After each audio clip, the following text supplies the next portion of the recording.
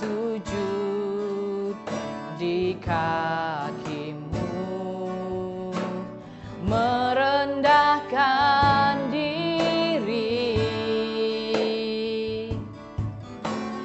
bersatu dengan tangis-Mu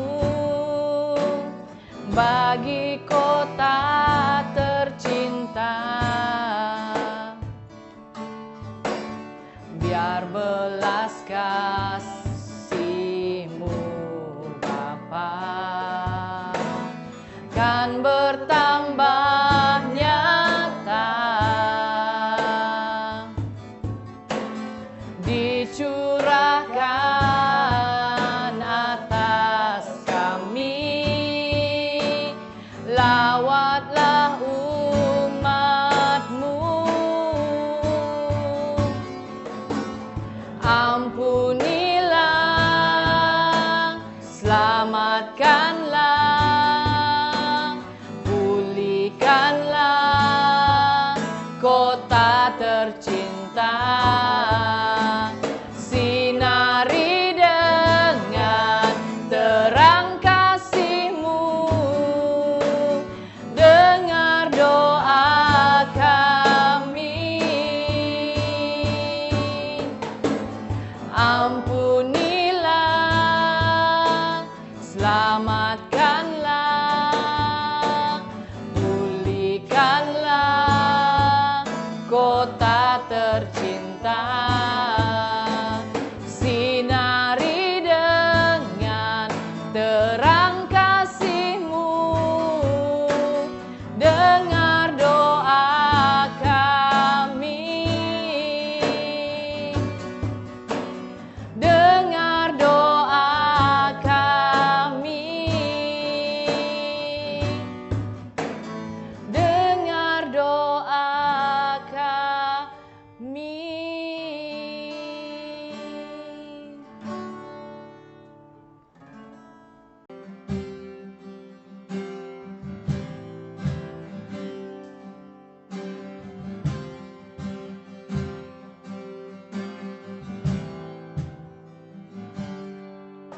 Tuhan, Kau sempurna dalam rencana-Mu dan karya-Mu. Ku serahkan hidupku, murnikan dengan Roh-Mu. Tuhan, Kau sempurna dalam rencana-Mu dan karya-Mu. Ku serahkan hidupku, murnikan dengan Roh-Mu. Tuhan, Kau sempurna dalam rencana-Mu dan karya-Mu. Ku serahkan hidupku, murnikan dengan Roh-Mu. Tuhan, Kau sempurna dalam rencana-Mu dan karya-Mu. Ku serahkan hidupku, murnikan dengan Roh-Mu. Tuhan,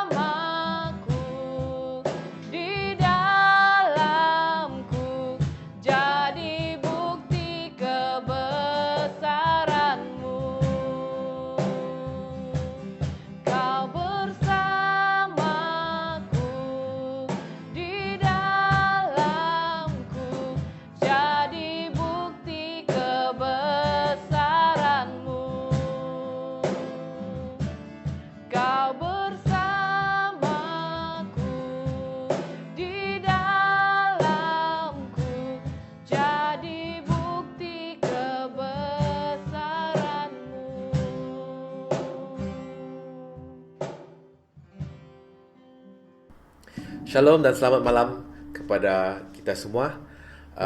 Sekali lagi, saya Pastor Ivan sangat berbesar hati kerana sempat lagi berkesempatan dan juga berpeluang untuk berkongsi dan juga untuk berkhotbah kepada kita semua pada malam ini. Tapi sebelum malam ini, berlalu kita pergi ke firman Tuhan pada malam ini, saya nak kita sediakan diri kita, sediakan hati kita mengikut perjamuan kudus pada malam ini.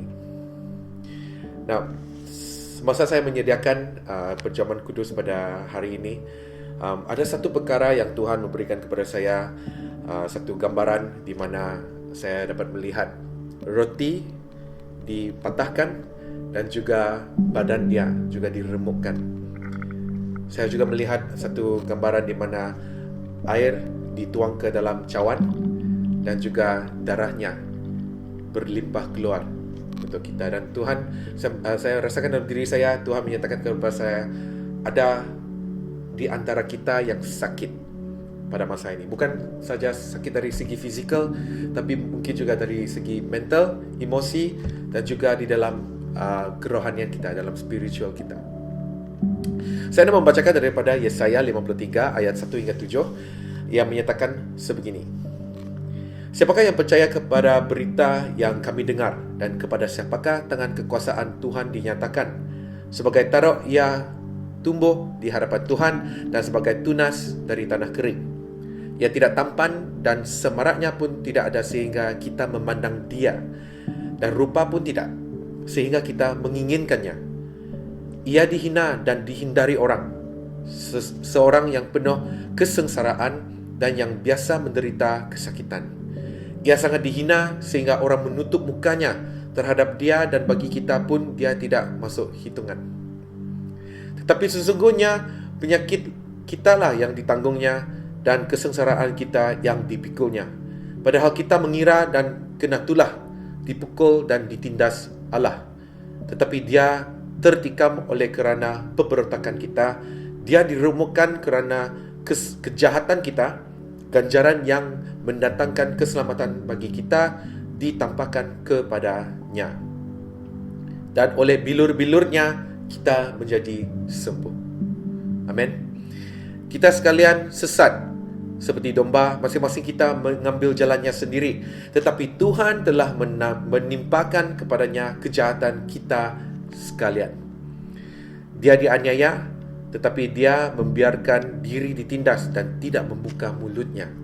Seperti anak domba yang dibawa ke pembantaian, seperti induk domba yang kelu di depan orang-orang menggunting bulunya, ia tidak membuka mulutnya. Di ayat Yesaya ini menyatakan seseorang ini yang penuh dengan kesengsaraan, dan dia menjalani semua perkara ini untuk keselamatan kita. Dan kita tahu bahawa itu adalah Tuhan Yesus kita. Tuhan Yesus kita menjalani kesengsaraan yang sangat penuh, hendak memikul salib dari Yerusalem ke Golgota, ditumbuk, ditindas, dipukul, diludah, disebat. Semualah yang kita tahu. Kita apabila kita mengingati kembali cerita itu. Dan hari ini kita tahu, saya percaya dialah penyembuh kita. Amin, saudara. Dialah yang di atas salib, dia telah menumpahkan darahnya untuk keselamatan kita. Badannya telah diremuk, dan oleh bilur-bilurnya kita disembuhkan. Pada malam ini saya hendak membawa kita, di antara kita yang sudah sedia untuk mengambil perjamuan kudus ini bersama, jikalau kamu mempunyai kesakitan di dalam diri kamu, mungkin dari segi fizikal, mungkin kamu ada sakit kepala yang sudah lama tidak disembuh, sakit belakang yang sudah mengacau kamu, dan kamu kerja juga, mungkin juga sakit sendi-sendi, mungkin batuk-batuk, mungkin demam, mungkin hati kamu yang telah dihancurkan dan dipatahkan. Malam ini saya percaya Tuhan mau menyembuhkan kita. Amin. Dan juga kepada mereka yang kamu mempunyai mungkin penyakit yang sakit, yang kuat, yang betul-betul tidak dapat disembuh, seperti kanser, ataupun keluarga-keluarga kamu yang mengalami perkara-perkara yang sebegini. Malam ini kita berdoa bersama dan kita mengambil perjamuan kudus ini bersama sebagai satu simbol untuk menyatakan kebenaran Tuhan di dalam diri kita, kesembuhannya di dalam diri kita. Amin. Amin.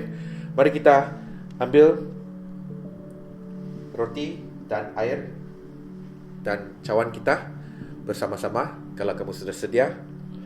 Ia menyatakan begini di dalam Alkitab. Pada malam Tuhan Yesus diberikan kepada mereka. Dia mengambil roti, mematahkannya, memecah belahkannya, dan menyatakan kepada pengikut-pengikutnya, inilah badanku yang diremukkan untuk kamu. Ambillah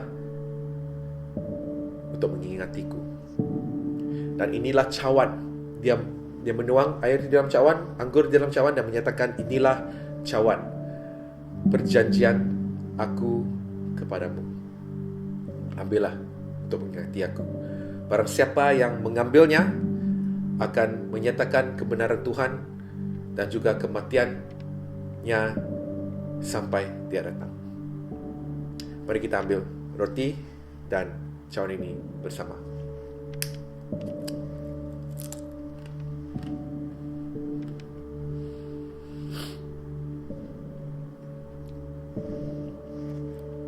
Kita mengambil cawan.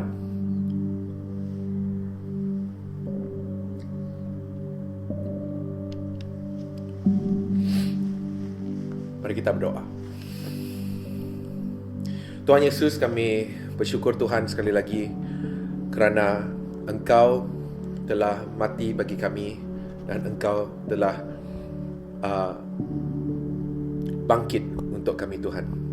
Kami tahu Tuhan bahawa kepercayaan terhadap Engkau adalah juga kami memegang janji Engkau di dalam diri kami. Kami tahu Tuhan bahawa Engkaulah penyelamat, Engkaulah Tuhan kami, dan kami serahkan segala kesakitan kami dari segi fizikal, mental, emosi maupun di dalam spiritual Tuhan. Tuhan, kerana tiada perkara yang mustahil bagimu. Segala kesakitan kami Tuhan, kami serahkan kepada Engkau. Di mana saja Tuhan, Engkau sembuhkan sekarang di dalam nama Tuhan Yesus. Kerana Tuhan Yesus, kerana Engkaulah Tuhan yang menyembuh, Engkaulah Tuhan yang sanggup melakukan segalanya. Terima kasih Tuhan, kami serahkan malam ini dan juga firman Tuhan nanti Tuhan kepada Engkau. Di dalam nama Tuhan Yesus kami percaya dan telah berdoa. Amin. Amin. Amin saudara. Saya percaya Tuhan telah tengah menyembuh dan juga sudah menyembuh anda. Cuba kalau anda rasa ada disembuh, ada rasa Tuhan, ada rasa satu kesembuhan yang berlaku, sila berkongsi kepada kita di chat box di sebelah sini ataupun di bawah. Okay? So malam ini saya hendak memberikan satu perkongsian kepada kita bahawa Tuhan yang menolong. Tuhan yang menolong. A God who helps. A God who helps. Ini diambil daripada 1 Samuel 7. Okay, jadi minggu lepas kita tahu, kita sudah lihat bahawa di dalam 1 Samuel 6 kita lihat kerenah-kerenah orang-orang Kristian dan juga orang-orang yang percaya. Bagaimanakah kerenah mereka? Apakah yang kita harus berubah dari diri kita, dan juga bagaimana kita berubah sebagai pengikut dan juga orang yang percaya kepada Tuhan Yesus.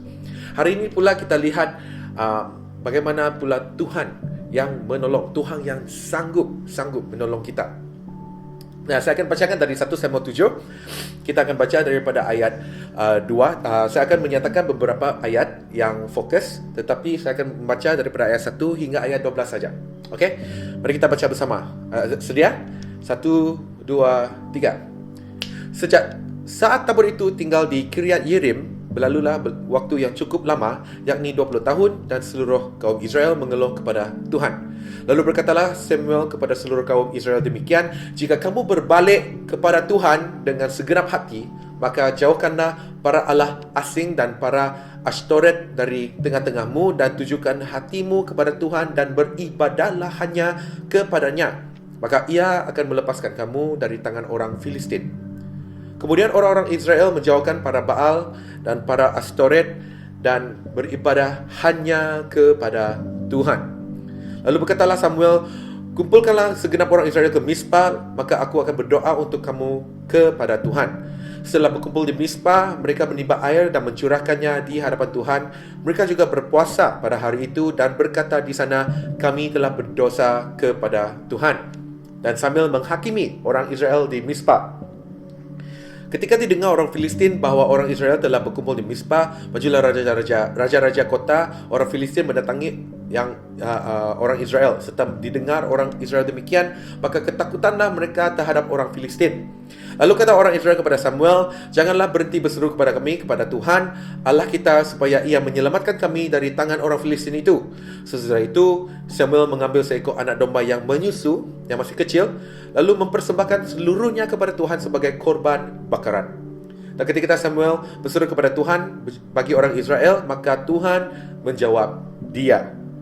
Sedang Samuel mempersembahkan korban bakaran itu, majulah orang Filistin berperang melawan orang Israel. Tetapi pada hari itu Tuhan mengguntur dengan bunyi yang hebat ke atas orang Filistin dan mengacaukan mereka, sehingga mereka terpukul kalah oleh orang Israel. Keluarlah orang-orang Israel dari Mizpah, mengejar orang Filistin itu dan memukul mereka kalah sampai hilir Bet-Kar. Ayat 12, kemudian Samuel mengambil sebuah batu dan mendirikannya antara Mizpah dan Yesana, dan menamainya Eben Hazer. Katanya, sampai di sini Tuhan menolong kita. Saya berdoa agar firman Tuhan hari ini betul-betul menyentuh dan juga membawa kita untuk memahami Tuhan dengan lebih lagi. Alright? Amen? Amen, saudara? Now, di sini kita tahu bahawa Samuel adalah seorang nabi. Pada masa yang sama, dia juga menjadi seorang penghakim untuk orang Israel pada masa ini. Nah, dinyatakan begini tadi bahawa Samuel menghakimi orang Israel. Bukan menghakimi dari segi, oh saya hakimkan kamu, tetapi tidak. Maksud menghakimi mereka adalah untuk membimbing mereka, become their leader. Kerana pada masa itu tiada raja, belum lagi ada raja ataupun apa-apa. Okay, jadi dia menghakimi orang-orang di sana.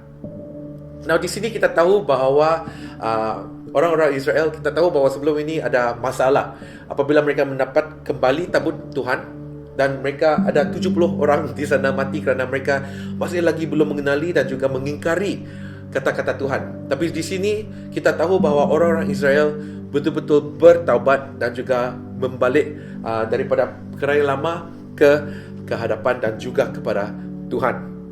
Di sini di ayat 3 menyatakan, jika kamu berbalik kepada Tuhan dengan segenap hati, maka jauhkanlah para allah asing dan para Ashtoret dari tengah-tengahmu, dan tujukanlah hatimu kepada Tuhan dan beribadahlah kepadanya, maka ia akan melepaskan kamu dari tangan orang Filistin.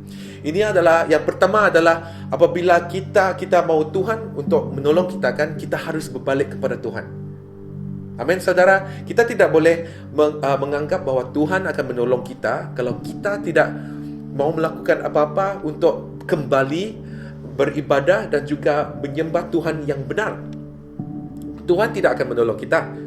Tuhan tetap menyayangi kita, tetapi adalah sangat susahnya kerana kita tidak percaya Tuhan.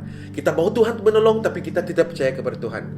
Seperti kalau saya mahu bapa saya untuk membeli satu mainan kah atau apa masa kecil, kan, tapi kamu tidak bertanya kepada bapa, kamu tidak percaya kepada dia bahawa dia boleh beli mainan itu. Seperti juga kita sebagai anak-anak Tuhan, kita harus berbalik kepada Tuhan. Kita harus dengan segenap hati jauhkanlah diri daripada Tuhan-Tuhan yang asing. Semua perkara yang berhala, semua perkara yang kita percaya seperti masa sekarang, duit boleh menjadi Tuhan yang asing. Perhubungan di antara girlfriend dan boyfriend boleh menjadi perkara yang asing. Apalagi perkara yang boleh menjadi perkara yang asing. Anak-anak mungkin juga keluarga. Saya bukan katakan bahawa perkara semua ini adalah yang tidak bagus. Ada keluarga kah, ada girlfriend, boyfriend kah, it's all good. Semua tu okay. Tetapi apabila kita lupa dan juga kita tidak menyembah Tuhan yang benar, bahaya, kawan-kawan. Bahaya. Dan di sini janjinya adalah Tuhan akan melepaskan kamu daripada tangan orang Filistin. Orang-orang Filistin kita tahu, kalau kita akan baca nanti bahawa Daud melawan orang-orang Filistin dan juga menjadi raja kepada orang-orang Israel pada masa itu.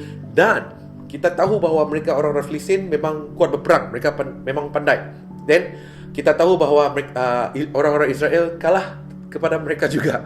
Tapi apa yang dijanjikan di sini adalah apabila kita tujukan hati dan kita beribadah kepada Dia, kita berbalik kepada Tuhan dengan segenap hati kita, dan juga jauhkan diri dari kita daripada Tuhan-Tuhan yang asing dan juga berhala-berhala yang lain. Tuhan akan menjawab. Tuhan juga akan mengambil kita daripada kesusahan. Dia tidak menyatakan bahawa kita akan senang, tetapi kita akan melihat, tetapi kita juga akan hidup, kita akan menang, dan juga kita akan dilepaskan daripada tangan mereka. Amin, saudara? Amin. Now, selepas itu, kemudian orang-orang Israel menjauhkan para Baal dan para Astoret dan beribadah hanya kepada Tuhan. Wow, ini ayat 4. Very, very beautiful. Okay? Dan seterusnya kita akan lompat di ayat 6. Setelah berkumpul di Mizpah, mereka menimba air dan mencurahkannya kepada Tuhan. Mereka mengumpul air, curahkannya kepada Tuhan. Mereka juga berpuasa hari itu dan berkata di sana, kami telah berdosa kepada Tuhan. Kawan-kawan sekalian, apabila kita tahu bahawa ada seorang Tuhan yang sanggup menolong kita, kita mahu Tuhan menolong kita, apa yang kita harus buat? Kita harus confess. Kita harus berkata kepada Tuhan, kita telah berdosa. We have to confess to God. Confess to God yang kita sudah berdosa. Bukannya hanya Tuhan, terima kasih Tuhan kerana kamu selamatkan saya. Amin. Tapi diri tidak betul-betul bertaubat. Pertaubatan kita kepada Tuhan. Apabila di sini menyatakan bahawa hati kita kembali kepada Tuhan, kita juga harus menyatakan dan juga melakukan pertaubatan kita itu. Bukan hanya saya bertaubatlah, tetapi kamu tidak buat apa-apa. Kamu tidak hidup seperti orang yang bertaubat. Kamu tidak membuat perkara seperti orang yang bertaubat, yang sudah percaya kepada Tuhan. Jadi macam mana kita harus tahu dan mahu Tuhan untuk bergerak dan juga menolong kita? Bukan oleh kerana Dia tidak boleh bergerak kalau kita tidak bertaubat. No, bukan maksudnya itu. Tetapi maksudnya kita harus ada satu relationship dengan Tuhan. Hubungan kita dengan Tuhan adalah two ways. Ada dua perjalanan, dua hala, bukan hanya satu hala saja. Jadi saudara-saudari sekalian, kita harus kembali kepada Tuhan. Kita kembali hati kita kepada Tuhan, tujukan hati kita kepadanya. Dan apa sekali lagi kita harus lakukan dan juga nyatakan, we have to live it. Kita harus hidup pertaubatan kita kepada Tuhan, supaya kita boleh melihat Tuhan yang menolong kita. Amin? Amin? Faham? Up until now you understand? Okay, good. Now, selepas itu mereka mendengar orang Filistin akan datang attack mereka kan. Jadi lalu kata orang Israel kepada Samuel, janganlah berhenti berseru bagi kami kepada Tuhan Allah kita, supaya Ia menyelamatkan kami daripada tangan orang Filistin itu. Now, pada masa itu kita tahu Yesus belum datang lagi. Okay? Dan hanya imam-imam yang dapat pergi, dan nabi-nabi, imam dan nabi yang dapat mendengar dan juga mereka mewakili Tuhan pada masa itu. Tapi puji Tuhan, haleluya, puji Tuhan kerana Tuhan Yesus sudah datang. Dia sudah mati bagi kita, sudah bangkit bagi kita, dan juga masih hidup sekarang. Dan Dialah Tuhan yang membawa kita kembali kepada Tuhan. Nah, kenapa saya menyatakan perkara sebegini sekarang? Because oleh kerana pada masa dulu dan masa sekarang, kita tahu bahawa sini dia belum lagi ada hubungan kepada Tuhan. Tetapi oleh kerana Tuhan Yesus memberikan kita satu hubungan kepada Tuhan Allah kita, kita tidak perlu lagi, pastor, bolehkah kamu doa untuk saya? Brother, leader, seperti Erika, okay? Bolehkah doa untuk saya? Bolehkah doa untuk saya? Saya bukan menyatakan bahawa mereka tidak boleh berdoa untuk kamu. Tetapi bagaimana Tuhan menolong kita bukan oleh kerana doa orang lain kepada kita. Dulu, yes, kerana mereka tidak dapat menghadap Tuhan, mereka tidak pandai. Okay. Tapi sekarang kita tahu kebenaran di mana di Yesus sudah membawakan kita, hubungan kita dengan Tuhan sudah klik, sudah kembali kerana Dia sudah datang. Amin. Amin. Jadi kadang-kadang kalau kita di rumah, rasa macam susah lah, macam ni, macam itulah. Macam mana? Malulah saya. Last malu minta orang untuk doa untuk kamu, last kamu pun tidak berdoa. Mungkin kamu rasa, Tuhan tidak mau mendengar doa saya lah macam ni. Kita sudah dipanggil oleh Tuhan, kita adalah kawan. We are friends with God. Yesus sendiri mengatakan, kamu bukan lagi hamba, tetapi kamu adalah kawan. Kerana hanya kawan boleh memahami di antara hati-hati di antara sama kawan. Kita adalah anak-anak Tuhan, saudara-saudari sekalian. Apabila kita berdoa, percayalah bahawa apabila kita percaya kepada Tuhan, when you want God to help you, apabila kita mahu Tuhan untuk menolong kita, berbaliklah kepada Tuhan. Hati kita seharusnya, hiduplah kita sebagai orang yang bertaubat, orang yang benar di hadapan Tuhan. Dan apabila kita harus ada iman, percaya kepada doa itu. Percaya bahawa Tuhan dapat menjawab dan juga dapat menolong kita. Amin. Amin. Wow. Amazing, right? Amazing. Dan di sini kamu lihat, dan ketika Samuel berseru kepada Tuhan bagi orang Israel, maka Tuhan menjawab dia. Apabila hati kita straight, kita benar dengan Tuhan, kadang-kadang mungkin kita rasa, kenapa Tuhan tidak menjawab doa saya? Kenapa? Mungkin saudara-saudari, kawan-kawan sekalian, maybe kamu harus cek lagi cara hidup kamu. Adakah kamu masih minum rokok? Adakah kamu masih mengingkari kata-kata Tuhan? Adakah kamu masih membuat perkara-perkara yang berdosa di hadapan mata Tuhan? Think about it. Fikir, adakah kita masih menipu? Adakah kita masih menjalani hidup gejala sosial yang tidak benar, yang tidak baik? Change, ubahlah diri kamu. Kalau kita mau Tuhan untuk menolong kita, kita berubah juga. Kerana di mata Tuhan, dosa adalah satu perkara yang sangat-sangat dibenci. Tuhan tidak membenci kamu, tetapi membenci dosa kamu. Macam mana Tuhan mau melihat kamu? Kalau kita tetap mempunyai dosa dalam kita dan kita tetap melakukan seperti macam tiada Tuhan. Right? Itulah mereka mengatakan, kami berdosa kepada Tuhan. Tolonglah Samuel untuk berdoa kepada dia.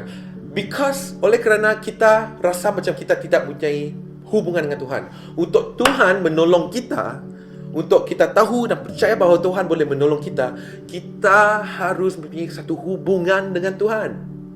Yes, itu adalah satu perkara yang benar. Okay? Yang terakhirnya di sini, kemudian Samuel mengambil sebuah batu. Ini selepas Tuhan menjawab dan juga Tuhan hantar guntur kan. Lepas tu mereka orang Filistin pun kalah oleh kerana orang Israel. Kemudian Samuel mengambil sebuah batu dan mendirikannya antara Mizpah dan juga Yesana, menamainya Ebenezer. Di dalam English namanya adalah Ebenezer. Okay? Katanya sampai di sini Tuhan menolong kita. When God helps you, apabila Tuhan sudah menolong kamu, okay, berbalik hati kepada Tuhan. 2, hidup seperti orang yang benar, orang yang bertobat. Yang ketiga, percaya dengan iman doa kita. Okay? Percaya dengan iman doa kita. Dan yang keempat, pujilah Tuhan, nyatakan kebenarannya. He put there. Pada masa dulu apabila mereka mengambil satu batu meletakkan di sana, itu adalah satu mezbah di mana mereka menyembah Tuhan. Mereka tahu, saya lihat itu kalau saya berjalan-jalan lupa-lupa nanti, ada satu batu itu. Ini tempat kita menyembah Tuhan. Kerana Tuhan sudah pernah melakukan dan sudah menolong orang-orang kami pada masa ini untuk melawan orang Filistin di sini, di Ebenezer. Contoh, seperti sekarang, Tuhan sudah menolong kamu kan? Sudah menjawab doa kamu apa semua. Adakah kita menyembah dan juga kita memuji Tuhan? Adakah kita memberi kembali kepada Tuhan? Adakah kita tetap melayani Tuhan dengan sepenuhnya? Are we doing that? Adakah kita melakukan perkara yang sebegitu? Ataupun sesudah Tuhan menolong kita, kita buat indah tak indah je? Biarlah, it's okay lah. Tuhan sudah tolong kita. Apa aja. Tuhan jawab doa aku. Doa kau. Tapi bukan doa. Tapi adalah sebenarnya Tuhan yang melakukan, bukan oleh kerana doa kamu. Jadi apabila kita sudah bertobat, hati kita sudah kembali kepada Tuhan, cara hidup kita berubah, dan kita kita percaya dengan iman. Kita percaya ada satu hubungan dengan Tuhan. Hey, when God answer your prayer, apabila Tuhan menjawab doa kamu, pujilah Tuhan, katakanlah haleluya, tell people, hey, hello, wah, hari itu Tuhan betul-betul menjawab doa saya. Memang puji Tuhan, bukan oleh kerana doa saya, tapi oleh kerana Tuhan. Wow, nyatakan kebenaran siapakah Tuhan kita. Macam itulah cara kita sembah Tuhan. Begitu kita tahu bahawa Tuhan yang sanggup menolong. A God who helps. Nah, kawan-kawan di Raja Wali, keluarga-keluarga di Raja Wali, adakah kita percaya bahawa Tuhan kita ini dapat menolong kita? Adakah cara hidup kita, karena hidup kita berubah dan bertukar? Hari ini, malam ini, mari kita berdoa. Kita datang kembali kepada Tuhan. Jikalau kamu rasa kamu tidak ada satu hubungan itu dengan Tuhan, malam ini Tuhan hendak menyembuhkan kamu, mengembalikan hubungan itu kembali kepada kita. Amin. Mari kita berdoa. Tuhan Bapa di syurga, kami bersyukur Tuhan sekali lagi kerana Engkaulah Tuhan yang sanggup menolong. Engkaulah Tuhan yang sanggup menjawab. Engkaulah Tuhan yang sanggup mendengar. Engkau Tuhan yang sanggup bertindak di dalam hidup kami. Oleh kerana kami ini bukan orang yang sempurna, kami masih juga orang yang berdosa. Engkau telah menghantar anak-Mu Tuhan, Tuhan Yesus kepada kami. Tuhan, kami berdoa pada malam ini supaya sekali lagi Tuhan, Engkau kembalikan hati kami kepada Engkau Tuhan. Ubahkan hati kami, cara hidup kami Tuhan. Kami malam ini Tuhan, kami mau bertaubat. Bertaubat di dalam diri-Mu. Bertaubat juga Tuhan, kerana Engkaulah Tuhan yang kudus, dan Engkau tidak mau melihat kami hidup cara yang berdosa lagi. Tuhan, terima kasih kerana Engkaulah Tuhan yang ajaib, Tuhan yang sanggup menyelamatkan. Dan malam ini Tuhan, kami percaya sekali lagi dengan iman Tuhan, Engkau memulihkan hubungan kami dengan Engkau. Engkau memulihkan sekali lagi Tuhan hati kami dan kasih kami Tuhan. Engkau memulihkan lagi Tuhan hati kami, cara kami melakukannya Tuhan kepada Engkau. Terima kasih Tuhan kerana Engkau sanggup menyelamatkan, Engkau sanggup menolong, mendengar, bertindak, mendengar. Sekali lagi Tuhan, kami berterima kasih kerana Engkaulah Tuhan yang mengasihi kami. Terima kasih Tuhan Yesus. Kami serahkan segalanya kepada Engkau. Di dalam nama Tuhan Yesus kami percaya dan telah berdoa. Amin. Amin. Wow. Amin saudara. Saya berdoa dan berharap supaya malam ini Tuhan menyentuh hati kamu dan juga berfirman dan bersabda kepada kamu pada malam ini. Saya berdoa sekali lagi agar setiap daripada kita disentuh dan diubah pada malam ini. Until next time, we will see each other again di masa yang akan datang. Tetap juga berteguh, tetap juga kuat di dalam firman Tuhan, dan kita akan berjumpa sekali lagi. Okay? God bless you. Jesus loves you. And good night, everybody. God bless.